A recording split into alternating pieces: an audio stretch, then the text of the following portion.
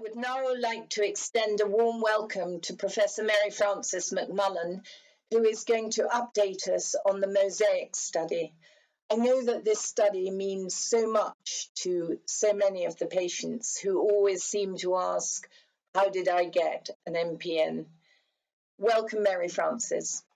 So the MOSAICC study, which was actually a pilot study, was supported by MPN Voice.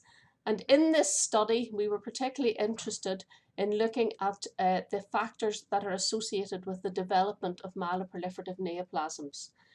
We did a lot of work in this study and had some very exciting findings, as well as the best ways to actually carry out such an epidemiological study.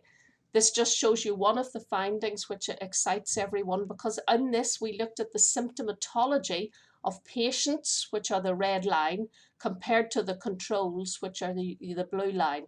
And you can see that the patients have much higher scores on all the symptomatology and have much more symptoms than normal controls.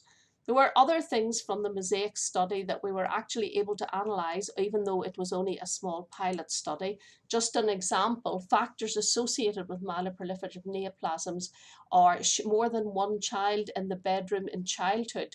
And of course, this may be a reflection of other things like lower socioeconomic status. So having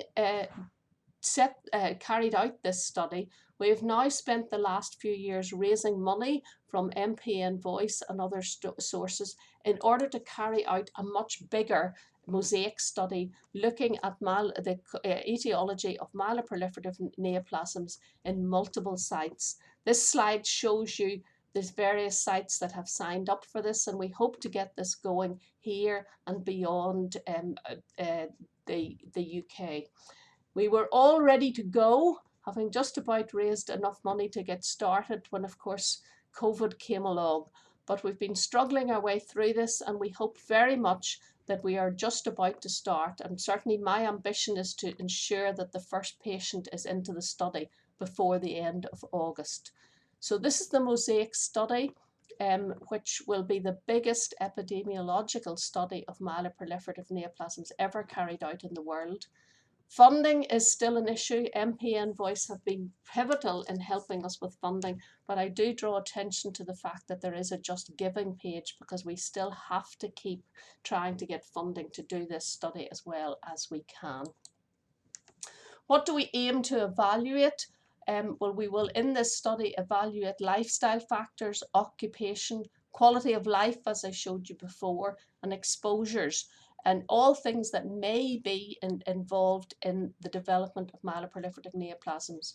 We also are trying to collect biological specimens in this, and what we will have with that is a large collection of basically DNA from patients and controls, which will be pivotal for further studies. We'll also look at the unmet needs of patients. So, final slide is just about the eligibility to take part in the study, because everyone, when they hear this, is very keen to be part of this study. We'll be looking to myeloproliferative patients to take part, and also asking them to help us recruit the controls, which will be non-blood relative or friend controls.